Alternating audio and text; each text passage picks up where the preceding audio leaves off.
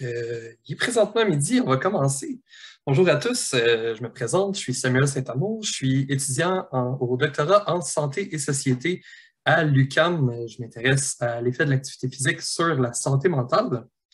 Ça va être moi l'animateur du webinaire aujourd'hui.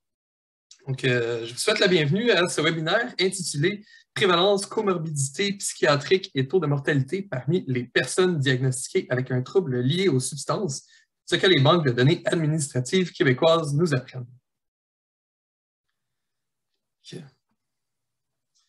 Le webinaire est présenté en partie par le Réseau de recherche en santé des populations du Québec et plus particulièrement l'Axe santé mentale des populations.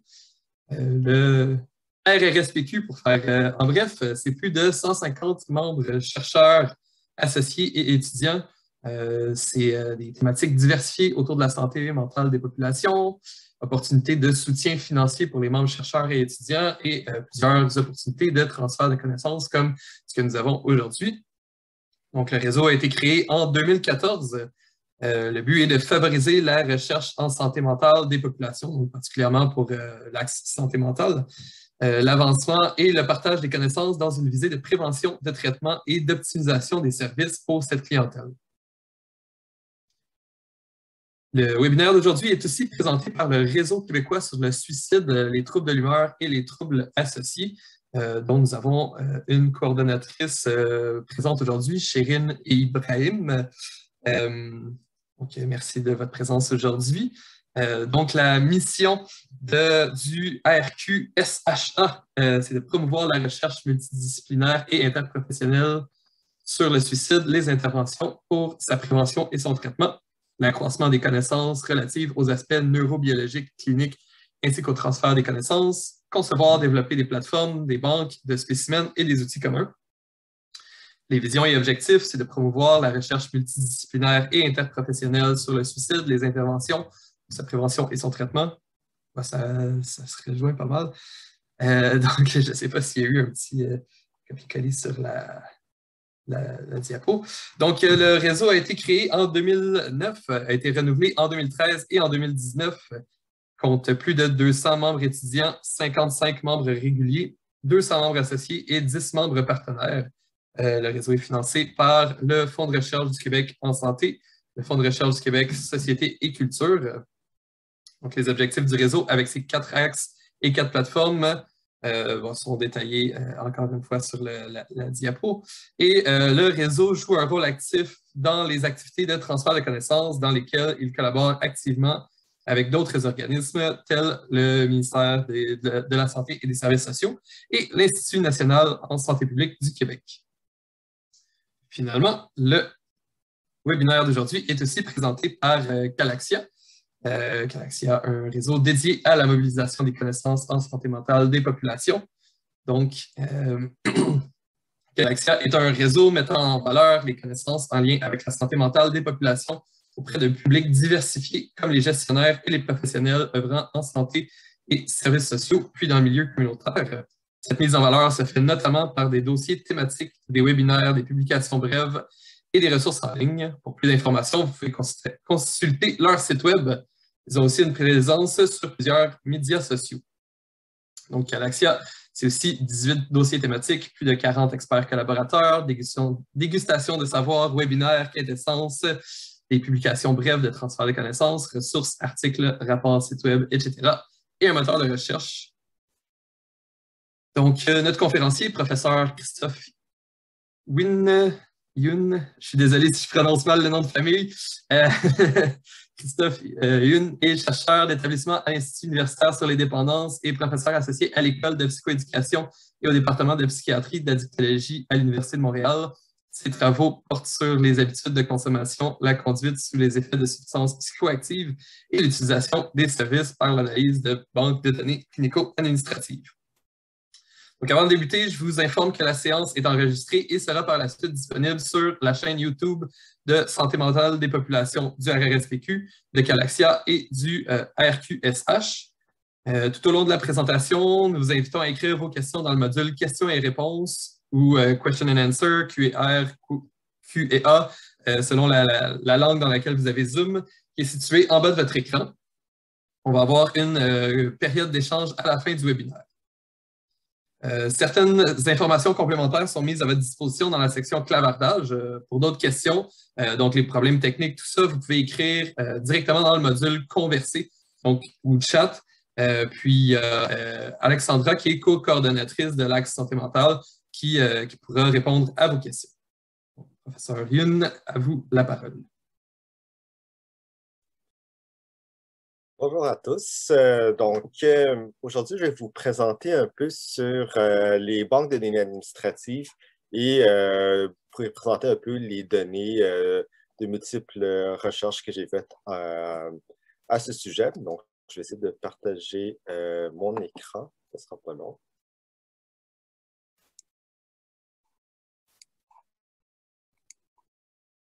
Donc, juste quelqu'un peut me confirmer si tout le monde voit bien les diapos. OK, parfait. Donc, la présentation va se dérouler en deux parties. Donc, la première partie, je vais surtout aborder les banques de données administratives de façon très, très globale en général. On va faire un survol un peu de qu'est-ce que c'est, qu'est-ce que ça marche en hiver. Et par la suite, dans la deuxième moitié de la conférence, je vais plutôt aborder qu'est-ce qu'on a pu faire pour l'instant à partir de certaines de ces banques de données pour étudier les troubles liés aux substances psychoactives. Donc, c'est en quoi je me spécialise particulièrement. Et évidemment, je vais surtout me concentrer sur les données provenant de l'Institut national de santé publique du Québec, mais je vais y revenir plus tard. Donc, commençons. Donc, pourquoi les substances psychoactives? Donc, depuis quelques années, on a eu une résurgence de l'intérêt et qui devient un enjeu de santé publique aussi pour qu'on s'y intéresse autant. Donc, tout d'abord, il y a eu la légalisation du cannabis à des fins non médicales le 17 octobre 2018. Et depuis, donc, le gouvernement canadien et québécois produisent aussi plusieurs rapports pour examiner un peu l'évolution et les impacts de cette légalisation.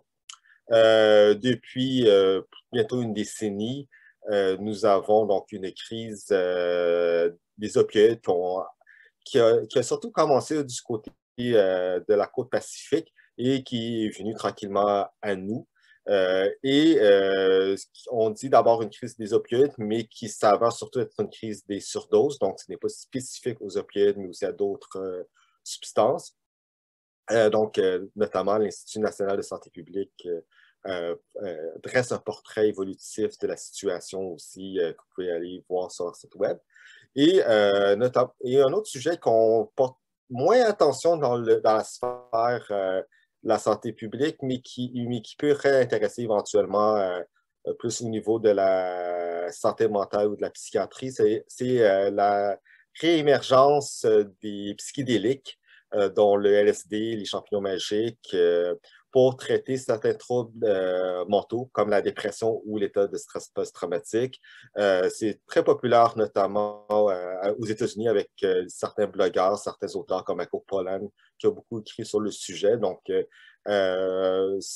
depuis les dernières années, on s'intéresse beaucoup aux substances et c'est un enjeu de santé publique qui nécessite une certaine surveillance pour mieux comprendre qu'est-ce qui se passe.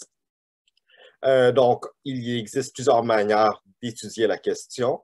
Donc, nous avons donc des enquêtes épidémiologiques, donc ce sont des questionnaires qui sont administrés auprès de la population générale. Donc, nous en avons plusieurs qui se déroulent à la fois au niveau fédéral et au niveau provincial. Donc, je vais surtout vous parler au cours de la présentation de l'enquête de santé sur les collectivités canadiennes, l'ESCC. Et cette enquête-là est pertinente notamment parce que c'est la seule qui a réellement évalué les critères DSM-4 de l'époque, des troubles liés aux substances et des autres troubles mentaux. Donc, c'est la seule qui s'est vraiment penchée sur la question des troubles en tant que tels, alors que les autres ont plus évalué les questions de consommation et parfois on va jouer sur la thématique de la consommation problématique mais on aborde très peu la question des troubles, en fait. Et évidemment, il y a eu les enquêtes canadiennes sur le cannabis et québécoises qui sont renouvelées chaque année. L'enquête québécoise sur le cannabis, les données de 2021 vont sortir bientôt. Donc, mais il y a eu une pause 2020 à cause d'une petite pandémie qui aurait ébranlé le monde. Mais je ne sais pas si vous en avez entendu parler, en tout cas. Bref. Sinon, il y a aussi des études cliniques réalisées dans le cadre dans certains centres hospitaliers notamment. Mais ils ont aussi le désavantage d'être focalisés sur un seul site qui peut aussi avoir une certaine culture de gestion qui peut expliquer pourquoi on voit certaines choses. Et aussi, donc, on peut faire des études de dossier et évidemment, les banques de données administratives, donc le sujet qui nous intéresse aujourd'hui. Donc, quand on parle de banque de données clinico-administratives ou administratives, donc, je vais dire BDA pour faire plus court pour tout le long de la présentation, de quoi on parle. Donc, avant d'aborder la question, je vais juste vous expliquer pourquoi on ne peut pas uniquement se baser sur les enquêtes épidémiologiques. Mon point ici n'est pas de dire que les enquêtes épidémiologiques ne valent rien. Elles apportent beaucoup d'informations très pertinentes, mais il y a des choses que les enquêtes ne peuvent pas réellement capter. Tout d'abord, les enquêtes sont assez coûteuses, donc ne peuvent être réalisées que de manière sporadique et selon le financement. Il est parfois difficile d'avoir un portrait à jour de ce qui se passe. Souvent, les données ne sont pas ventilées par région. On peut juste avoir seulement l'ensemble de la province ou l'ensemble du pays. On s'intéresse notamment à certains aspects liés soit à la consommation en tant que telle, la consommation à risque ou les troubles de l'utilisation, donc l'abus et la dépendance. On a très peu d'informations sur ce qui touche d'autres types de problématiques pouvant découler de la consommation, notamment les intoxications, les surdoses, les troubles psychotiques induits qui sont généralement pas captés, ils ne sont pas captés par les enquêtes épidémiologiques. Donc, nous avons aussi, donc, sont surtout des données auto-rapportées, donc il pourrait avoir donc un biais de désirabilité de la part du participant. Et généralement, ces enquêtes-là ne s'intéressent pas tant à la trajectoire des problématiques et de l'utilisation des services dans le système québécois. Donc, qu'est-ce qu'une BDA? Donc, c'est un large dépôt de données que les organisations recueillent de manière systématique. Donc, ça sert à, donc, comme le nom le dit, ça a surtout une visée d'administration. Donc, par exemple, la RAMQ, la Régie de l'assurance de maladie du Québec, pardon, va recueillir des données afin de pouvoir rémunérer les médecins. Donc, ça, c'est une forme de données administratives qui sont recueillies surtout à des fins de gestion pour prendre des décisions. Ce ne sont pas des données qui sont à la base faites pour recueillir à des fins de recherche. Donc, c'est vraiment, lorsqu'on l'utilise à des fins de recherche, c'est vraiment une utilisation secondaire dont le but premier est un but de gestion ou d'administration.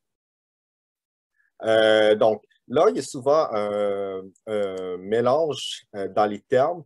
En fait, les banques de données, donc c'est vraiment plusieurs types d'informations qu'on recueille, qui sont recueillies pour diverses raisons, qu'on retrouve généralement sur un support informatique et qui ne sont pas dédiés à répondre à une question de recherche spécifique. Donc, ça veut dire que des chercheurs de différents horizons, de différentes disciplines, peuvent exploiter ce genre de données-là et tirer différentes questions de vie de recherche. La base de données, c'est plutôt des informations qu'un chercheur ou une équipe de recherche a recueillies vraiment spécifiquement à des fins pour répondre à une question spécifique. Et donc, souvent, on demande aux participants de consentir à la participation et à la conservation des données. Donc, la base de données, donc, est quelque chose qui est beaucoup plus local, qui répond à des besoins très spécifiques de recherche, alors que la banque de données, c'est vraiment plus quelque chose qui est beaucoup plus large et qui nécessite donc un cadre de gestion pour protéger notamment les participants qui généralement ne consentent pas à ce qu'on utilise ces données-là à des fins de recherche parce qu'ils sont en fait requis surtout à des bases, à des fins de gestion et d'administration. Ah, pardon. Donc, pourquoi utiliser des banques de données si ça ne sert pas à la recherche en premier lieu? C'est que ce sont quand même des données qui sont quand même déjà recueillies, on peut y accéder à un moindre coût que mener une enquête épidémiologique et permettent d'avoir une taille d'échantillonnage plus imposante parce que ça couvre généralement toute une population complète ciblée, par exemple, toute la population québécoise admissible à la Régie de l'assurance maladie. On dit souvent que la qualité des données est élevée, donc j'ai mis ça un peu entre guillemets parce que ça dépend en réalité de qui code l'information et pour quelles raisons on a recueilli ces données.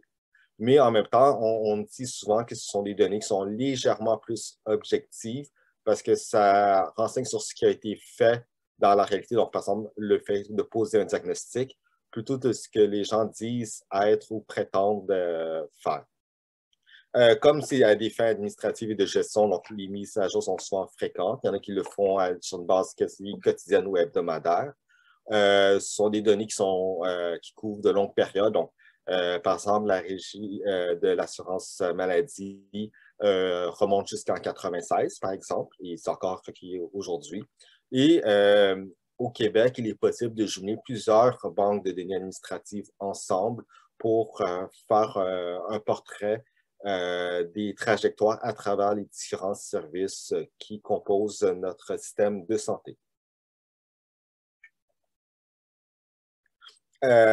D'autres avantages, c'est que donc, on contourne un peu la désirabilité sociale et dans le cas des troubles liés aux substances, c'est que souvent les personnes ont tendance à minimiser les problèmes de part des répercussions, surtout quand c'est le gouvernement qui nous appelle pour demander qu'est-ce qu'on consomme. On est peut-être moins enclin à se dévoiler en tant que tel. Et parmi les consommateurs, les personnes qui consomment, il est probable qu'on ceux qui acceptent de participer à une étude ont certaines caractéristiques. Donc, on ne capte pas tout le monde.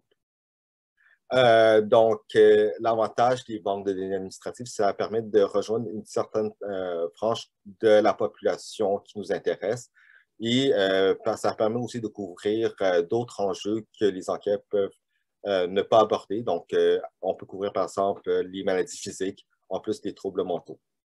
Et évidemment, on peut monter le N à quelques millions si on veut couvrir l'ensemble du Québec. Par contre, les banques de données ne sont pas la panacée.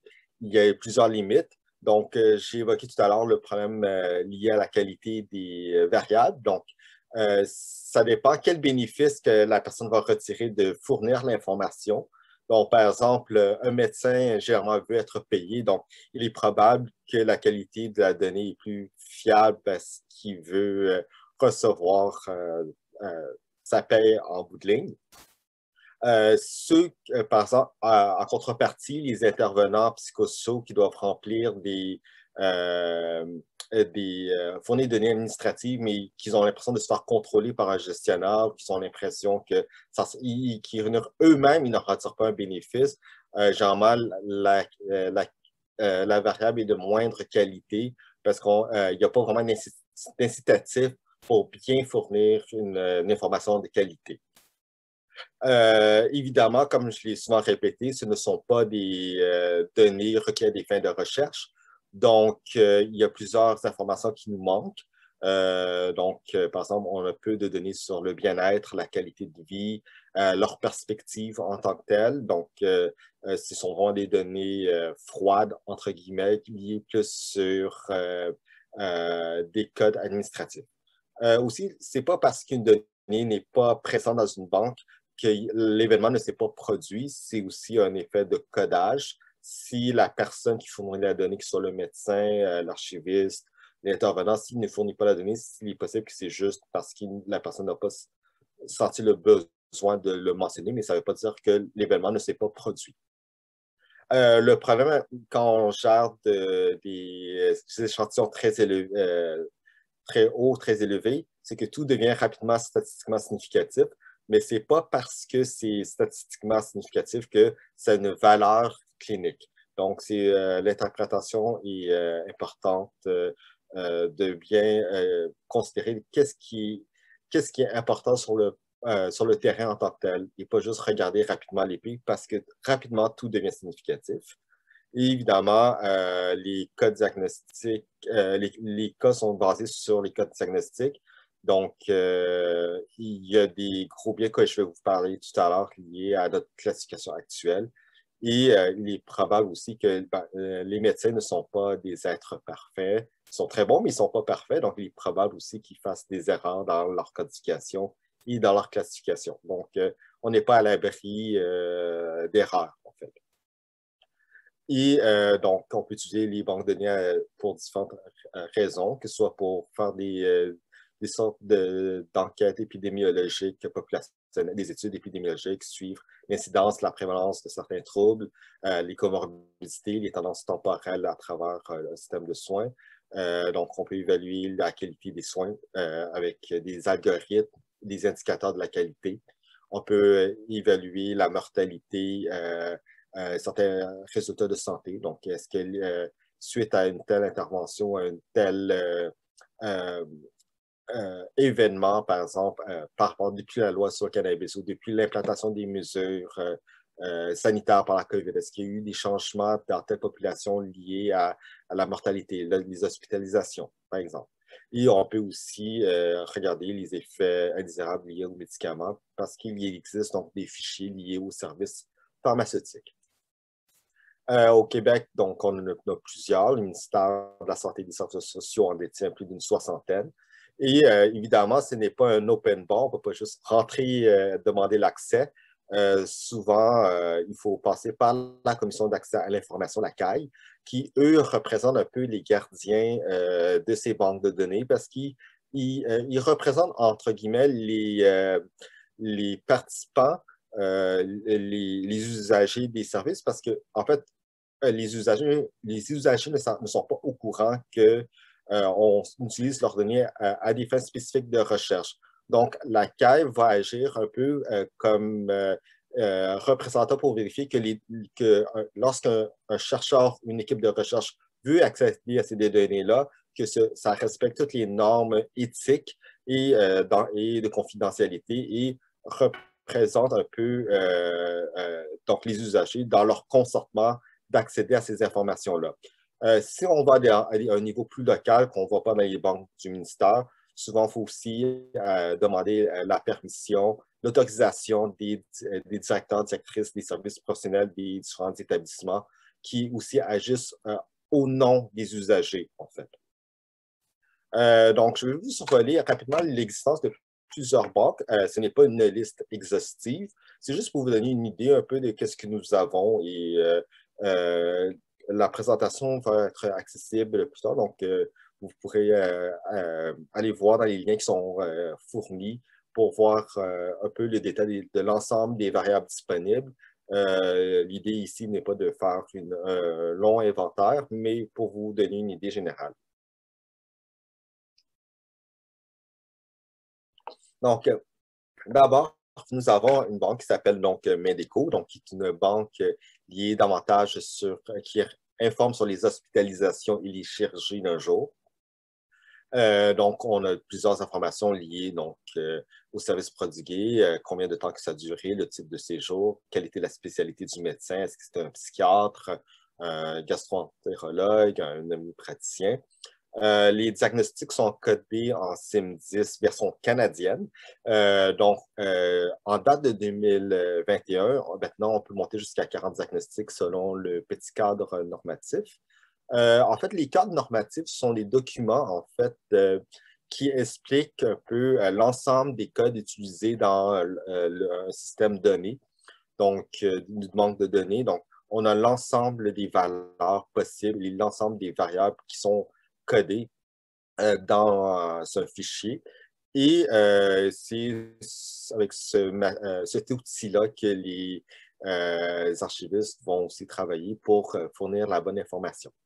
Les cadres normatifs sont évolutifs, donc il faut faire très attention qu'on les utilise pour s'assurer de toujours avoir la dernière version. Donc, il y a plusieurs révisions qui se déroulent. Le ministère, malheureusement, a tendance à ne pas être très cohérent dans sa création de sites web. Donc, souvent, il faut jouer un peu sur leur site pour retrouver l'information parce que les liens, malheureusement, changent souvent de place. Donc, il est possible que dans une semaine, le lien ne soit plus bon. Mais bon, l'information se trouve, elle est publique en général. Il faut savoir que depuis assez récemment, les informations liées au centre hospitalier psychiatrique de longue durée, il semblerait que l'information soit quand même transmise à Medico, mais elles ne sont pas conservées. Donc, il y a juste une transition qui se fait par Medico avant d'atterrir dans un fichier qui s'appelle hygiène mentale, qui se retrouve ailleurs. Donc, Medico, en réalité, ne parle que d'hospitalisation et des chirurgies d'un jour. Et il faut donc contacter les gens qui pilotent le Medico pour mieux comprendre ce qui se passe au niveau des centres hospitaliers psychiatriques depuis 2021. Donc, parce qu'il y a eu un petit changement à ce niveau-là.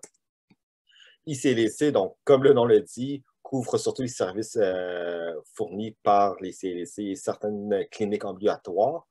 Donc, ça couvre plusieurs types de services psychosociaux, notamment donc, la dépendance et les jeunes en difficulté. Il y a aussi des fichiers davantage liés à la grossesse, la périnatalité. Donc, c'est un fichier qui permet de capter au-delà des services médicaux, d'aller un peu explorer l'univers psychosocial. Par contre, comme je l'ai évoqué tout à l'heure, les personnes, les intervenants qui remplissent ICLC n'ont pas d'incitatif monétaire, financier pour fournir la donnée. Donc, il y a certaines données qui sont manquantes ou incomplètes ou qui ne sont pas fiables comparativement aux données médicales, étant donné que les médecins, eux, ils reçoivent de l'argent en boucle pour donner l'information. Nous avons donc aussi une banque de données plus liée au trauma. Donc, c'est une banque assez détaillée qui fournissent qu'est-ce qui a été réalisé comme examen, comme traitement, quelle a été la cause du trauma. Donc, intéressant pour certains troubles.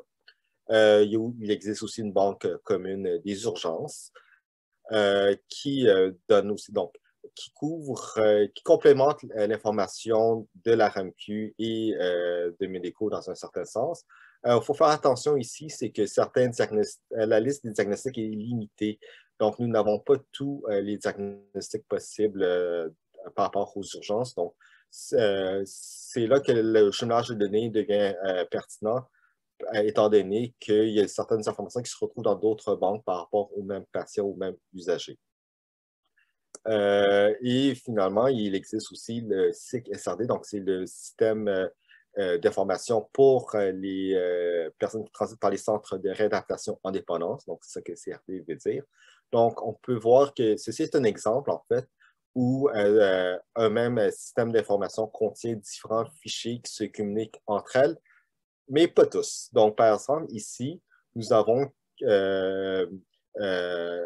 une fiche qui s'appelle dépendance, où on peut savoir quel est le type d'abus de dépendance, quel est le niveau des services requis, est-ce que c'était une certaine clientèle, par exemple, qui était liée à la périnatalité ou famille ou de personnes vivant des situations d'itinérance. Mais vous voyez, cette fiche dépendance n'est pas liée aux fichiers en turquoise, liés aux interventions, aux épisodes de service. Donc, des fois, il faut retransiter par le fichier d'origine sur l'information sociodémographique de base. Mais des fois, même à l'intérieur d'un même système, des fois, les fichiers qui le composent ne se communiquent pas entre elles.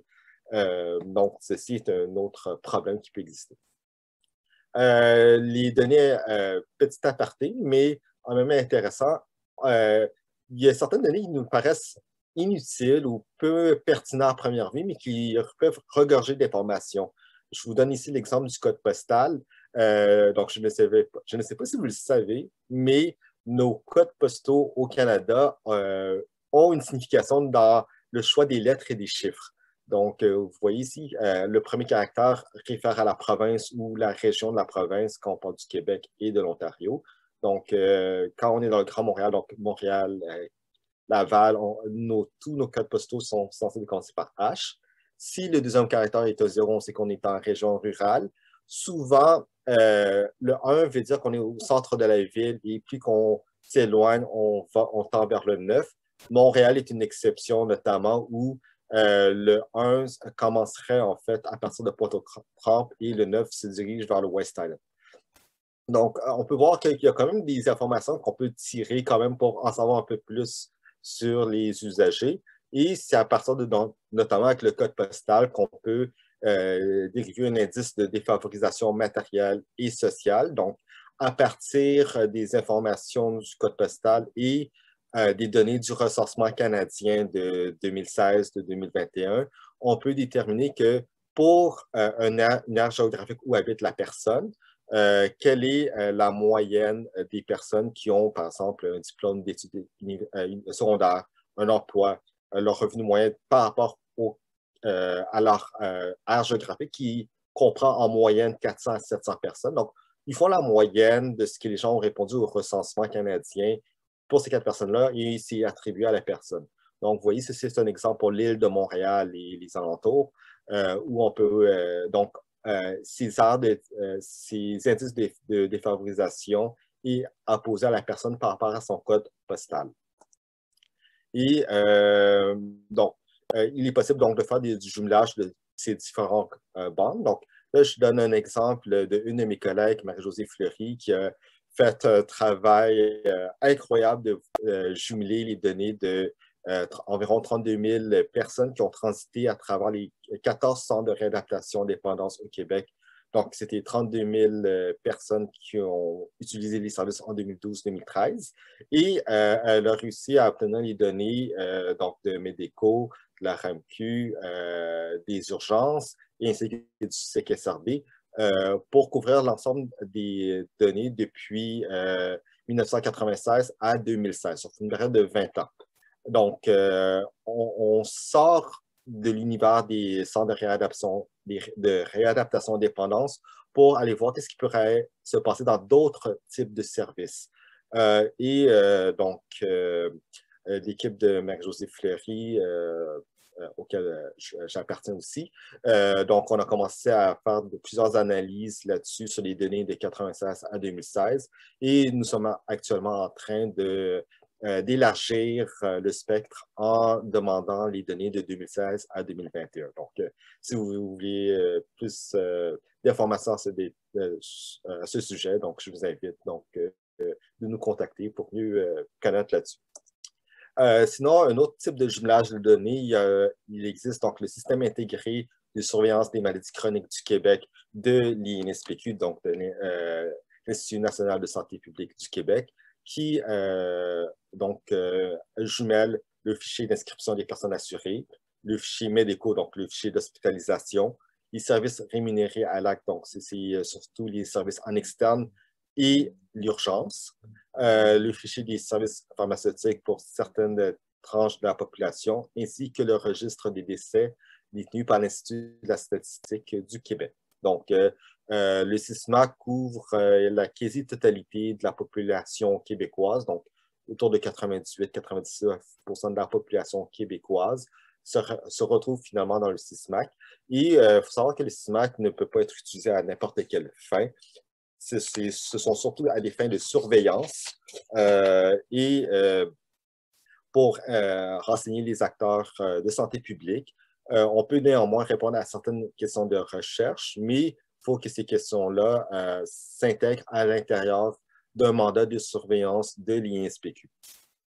Donc, faut savoir aussi que quand on regarde les données du CISMAC, même si on a l'impression d'avoir la population générale, notamment les prévalences ne captent pas la prévalence réelle dans la société d'un trouble donné, mais plutôt les services rendus à ce sujet. Donc, par exemple, on a les diagnostics, mais ce n'est pas tout le monde qui a un trouble qui va avoir un diagnostic. Donc, il faut aussi que la personne consulte à ce sujet pour recevoir un diagnostic. Donc, on a davantage un portrait de ce qui se passe en termes d'utilisation des services et qu'est-ce qui se passe dans le système de la santé, plutôt que les réels phénomènes dans la société dans son sens large. Donc, je vais maintenant rapidement présenter en rafale plusieurs données de différents projets que j'ai réalisés dans le cadre du SISMAC. Donc, juste vous rappeler que les objectifs du SISMAC, donc, pour l'instant, ils essaient d'établir un portrait des maladies, l'ampleur de certaines maladies chroniques. Donc, ce n'est pas juste les troubles liés aux substances, mais ça couvre l'Alzheimer, le diabète, l'hypertension, le cancer, les déterminants de ces maladies chroniques. L'évolution de ces maladies par rapport à la mortalité, la survie, l'incapacité. Le SISMAC permet aussi de faire des projections par rapport aux trajectoires de soins, évaluer l'utilisation des services et finalement détecter certaines priorités de santé publique. Donc, juste pour vous guider un peu dans certaines difficultés, embûches qu'on peut avoir lorsqu'on utilise ces banques de données. Donc, je vais utiliser ma propre expérience de vie à partir de tout ça avec les troubles liés aux substances. Donc, déjà, les troubles liés aux substances sont... c'est pas un univers en noir et blanc, d'où les spectres de couleurs. Donc, généralement, quand on parle de troubles liés aux substances, tout le monde pense d'emblée à l'abus ou à la dépendance, donc ce qui est en rouge ici, donc qui, dans le DSM-5, signifie les troubles de l'utilisation ou de l'usage. Donc, mais l'univers des TLS, donc les troubles liés aux substances, ne se résume pas uniquement à l'abus ou à la dépendance. On retrouve aussi les intoxications, donc par exemple un coma éthylique, une surdose. Et ce n'est pas parce qu'on fait un coma éthylique ou on fait une surdose qu'on est dans la sphère de l'abus ou de la dépendance. Certaines personnes peuvent aussi avoir des troubles induits comme un trouble psychotique induit. Ils peuvent avoir des maladies qui arrivent à long terme, par exemple une cirrhose du foie après une consommation prolongée d'alcool sur plusieurs années.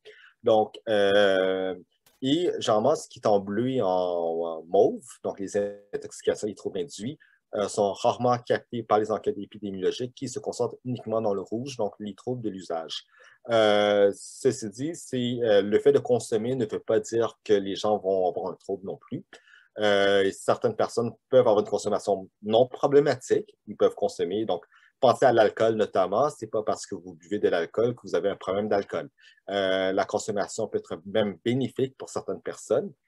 Et évidemment, il y a des gens qui se situent dans une zone grise, en fait une zone jaune où la consommation est problématique ou à risque, mais on n'est pas encore dans l'ordre du trouble. Donc, nous sommes dans un phénomène qui est assez nuancé. Et juste pour vous dire, c'est pas parce que les gens consomment que c'est forcément dangereux, mais à l'inverse, toutes les substances ne sont pas au même niveau. Donc ici, on peut voir que la substance, la drogue la plus dangereuse ou qui cause le plus de dommages à soi-même et à la société, en réalité, c'est l'alcool. Et le cannabis arrive en 8e, 9e position.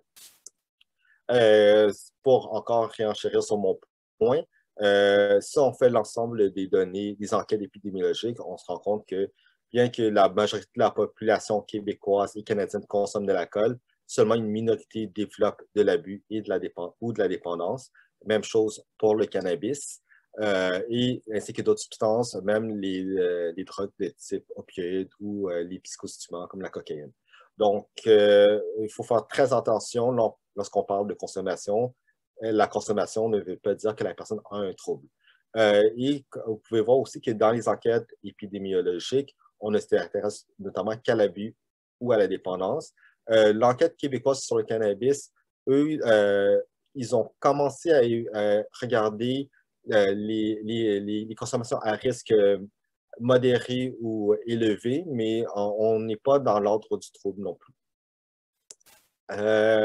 Donc, pour les banques de données, comment que ça fonctionne? Nous, on va utiliser plutôt la classification internationale des maladies au Québec pour coder différentes maladies, troubles, et c'est avec ça qu'on va déterminer qui aurait un trouble lié aux substances à partir des codes de la CIV-9 donc la 9e édition, ou la CIM10. Et il faut savoir que la 10, il y a une version canadienne qui est différente de la classification internationale. Donc, c'est drôle de dire que c'est une classification internationale si on a aussi une version canadienne.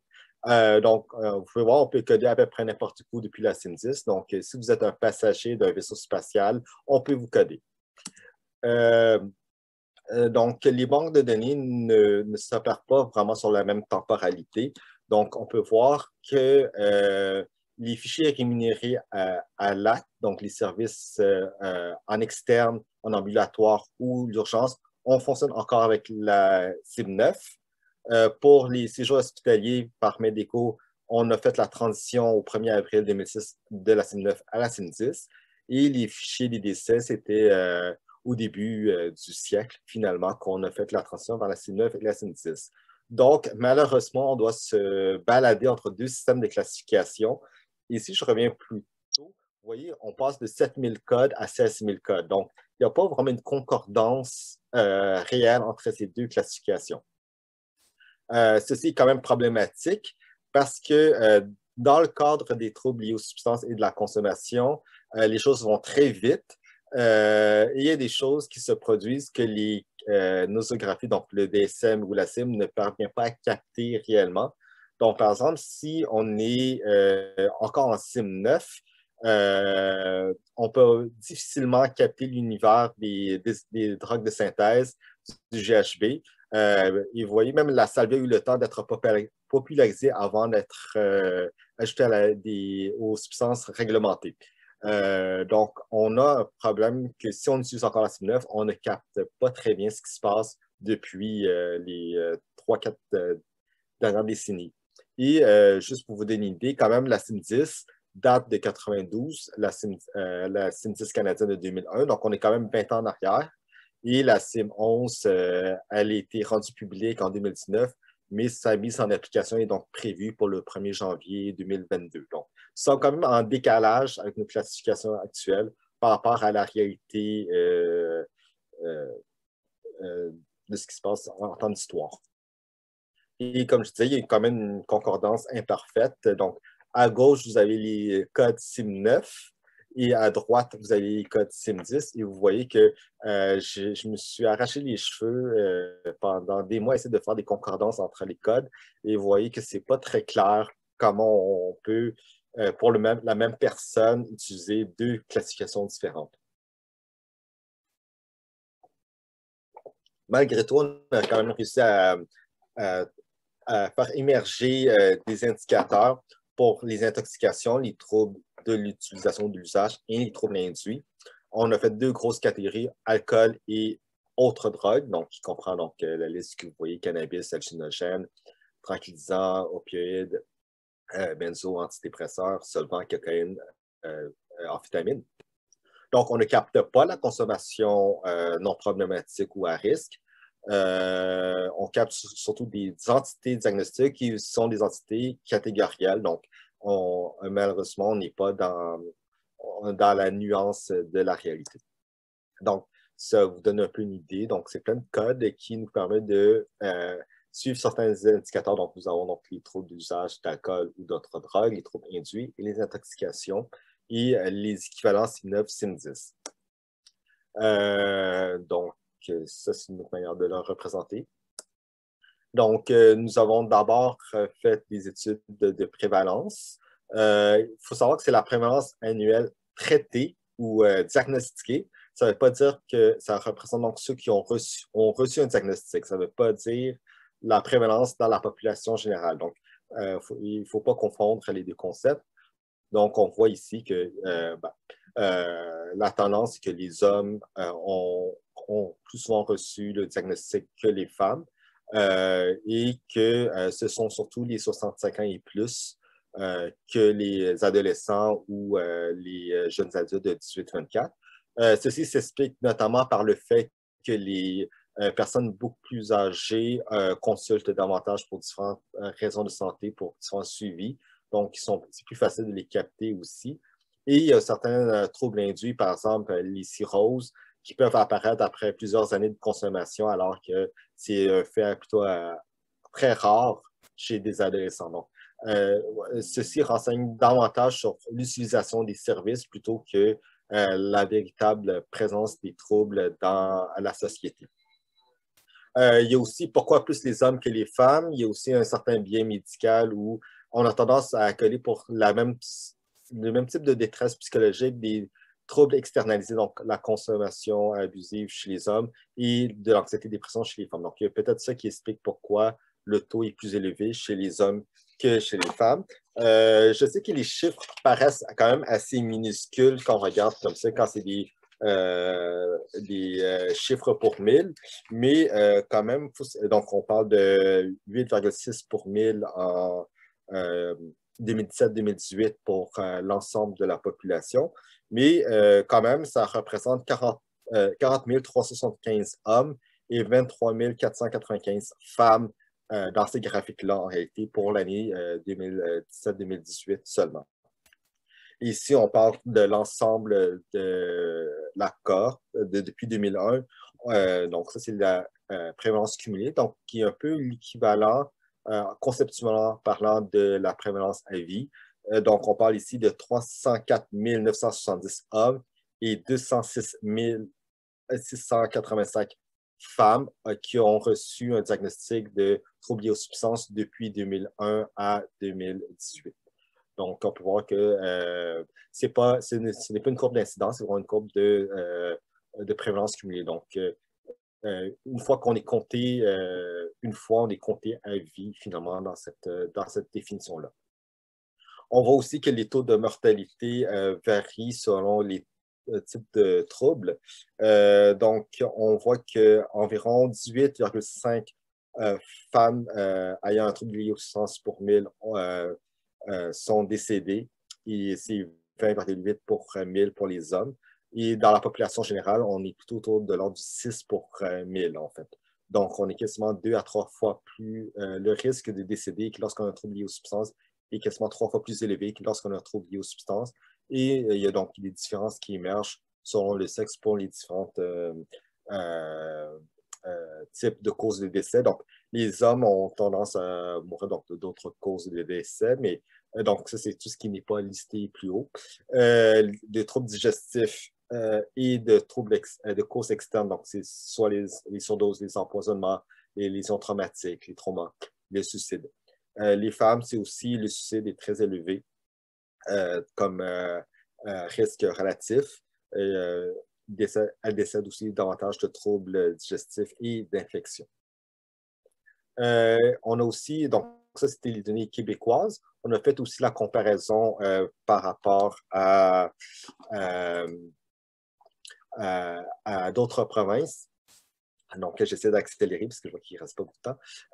Donc, on voit que l'Ontario, c'est beaucoup plus élevé que la prévalence annuelle en Ontario est autour de 14,4 pour 1000. En Alberta, c'est 12,8 pour 1000.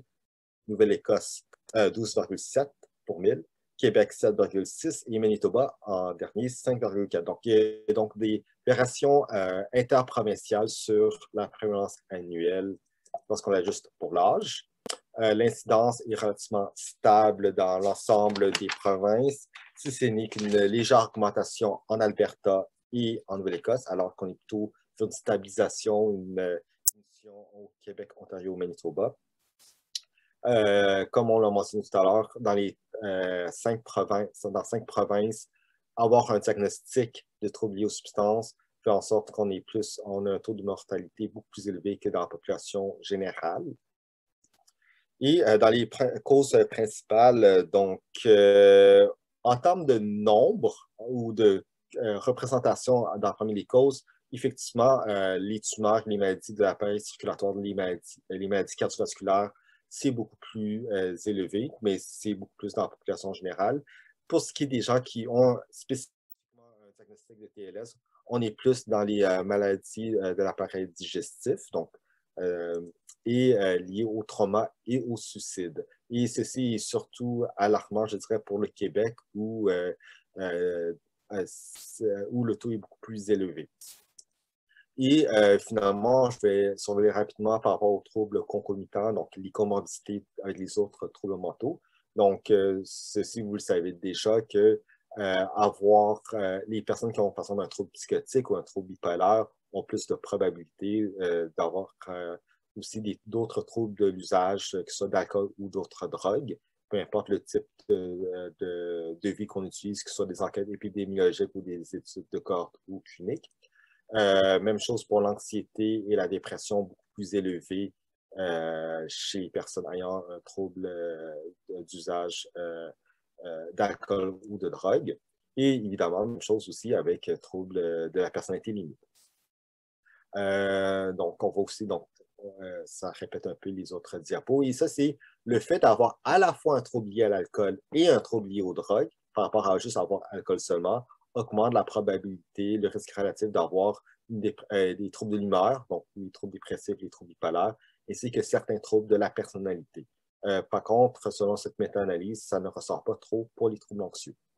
On peut penser que parce qu'ils ont ils ont cette comorbidité qui consulte beaucoup, en réalité, on estime que seulement 21% des Québécois ayant un trouble d'abus ou de dépendance, un trouble de l'usage, auraient consulté un professionnel de la santé, que ce soit des psychiatres, des médecins ou des psychologues ou des conseillers psychothérapeutes. Et ils ont tendance à aller voir au niveau de l'aide formelle.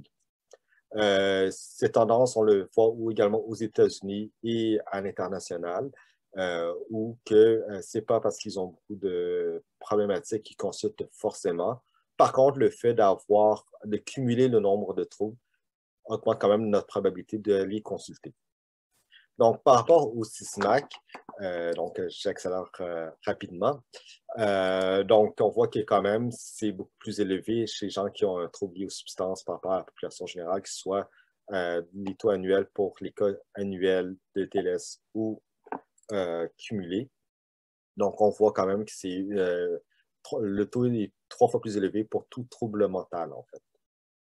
Et on peut voir aussi que c'est surtout des omnipraticiens que les gens consultent, mais qui est quand même une bonne portion, plus de tiers ne consultent pas en réalité en santé mentale. Et si on regarde le profil hiérarchique, quand on a un trouble lié à l'alcool ou autre drogue, il y a quand même 10% qu'en priorité, ils vont aller ils seront hospitalisés. 15 à 22% vont passer à l'urgence en premier type de service. Et les omnis, quand même, captent quand même une bonne partie, néanmoins, parce que ça veut dire que quand même, les gens passent par les services de première ligne. Donc, en résumé, définir un problème de consommation, ça dépend beaucoup du contexte. Les banques de données comportent plusieurs limites, comme toutes les sources de données, mais ils apportent quand même un éclairage sur les différentes troubles possibles. Donc, dans ce cas-ci, c'était les troubles liés aux substances. Et donc, je vais prendre tout de suite les questions parce qu'il me reste 10 minutes. Voilà, merci. Merci beaucoup pour la super présentation. C'était très, très informatif sur l'utilisation des banques de données. J'ai vraiment aimé ça. J'ai appris plein de nouvelles choses par rapport à ça. Donc, je vous rappelle le fonctionnement pour la période de questions. Vous pouvez poser vos questions dans l'onglet questions-réponses, Q&R, Q&A, dépendamment de la langue dans laquelle vous avez Zoom. Si vous préférez poser vos questions de vive voix, on peut aussi vous donner une permission pour allumer votre micro et votre caméra pour que vous puissiez vous prononcer directement par vous-même.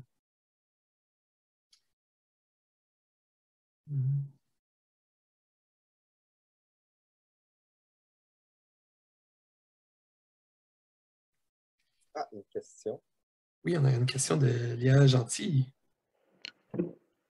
Allô, Christophe. Est-ce que tu m'entends bien? Oui, je t'entends bien. Ok, donc merci pour la présentation. Vraiment, c'est très pertinent. Moi, j'ai une question parce que là, tu montrais la prévalence, l'incidence Québec et Oui. toutes les provinces. On voit quand même que le Québec, c'est une grande population comme Ontario, c'est presque la même chose, mais on voit que la prévalence d'incidence, donc, c'est un peu comme Alberta, c'est un peu plus bas.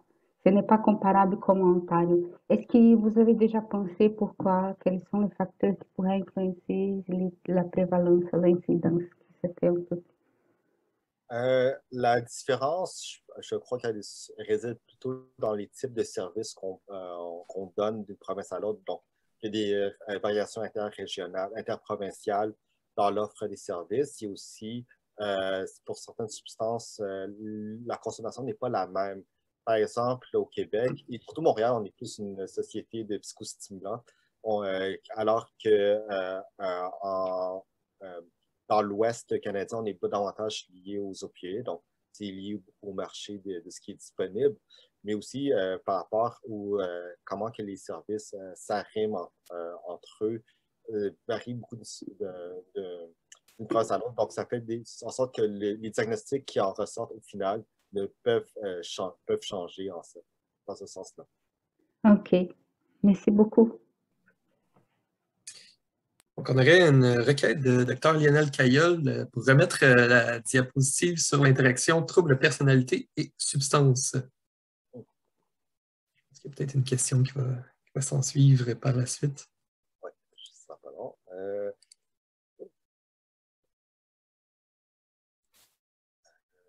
J'imagine que c'est de celle-là qu'on parle.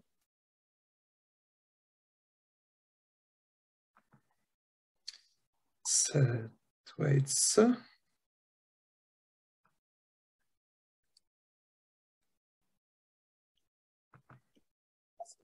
Sinon, il y a toujours celle-là où on parle un peu des troubles de personnalité. Alors, là, j'ai le micro. Je ne sais pas ce que... Ouais, on n'entend pas bien. Merci beaucoup pour la présentation. C'était la diapo d'après. C'est aller vite pour... Ah, ben c'est encore après, pardon. Ah, ben c'est encore... Mais où est-elle?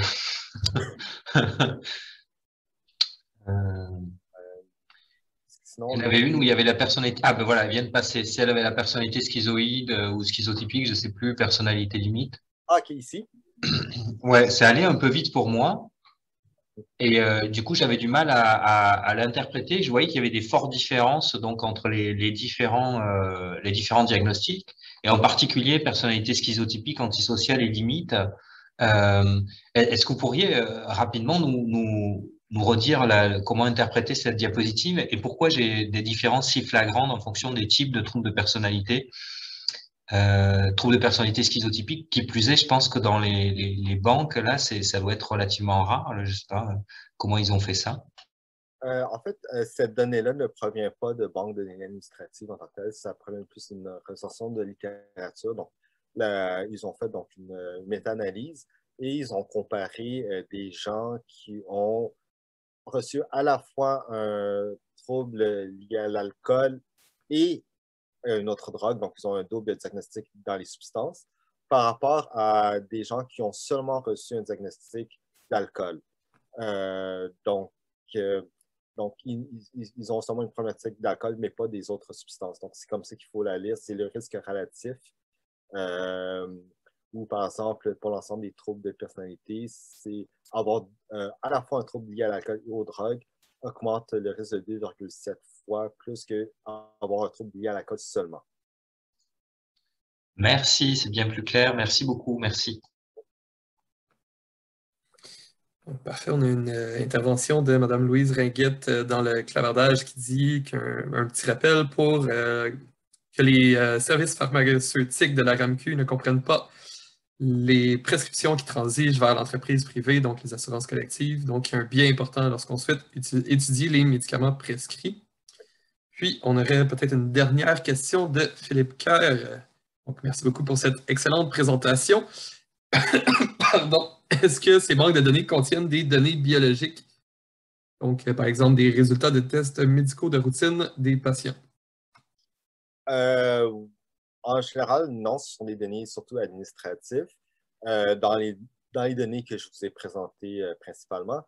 Mais dans certaines banques de données qui sont plus liées au trauma, notamment, il y a certaines données qui peuvent se retrouver, mais ce sont des banques de données très spécifiques en réalité. Donc, comme je dis, il y en a plus d'une soixantaine, donc il faudrait faire le jumelage. Je sais qu'il existe des données médicales, mais biologiques, mais dans ce que je vous ai présenté, non, on ne les a pas. Donc, il faudra les jumeler, en fait. Merci beaucoup. Donc, je ne vois pas d'autres questions, puis on arrive pas mal à 1 heure. Donc, merci à tous de votre présence, puis merci au RQSHA et à Calaxia de leur précieuse collaboration dans l'organisation de l'activité. Je rappelle que les diapositives et l'enregistrement du webinaire d'aujourd'hui vont être disponibles dans les prochains jours. Puis, nous vous invitons aussi au prochain webinaire de l'Axe Santé mentale du RRSPQ qui va avoir lieu le 16 février prochain, présenté par Hélène Maria Vassiladis, Marie Beauséjour et Jessica Spagnuolo. Merci à tous et bonne journée.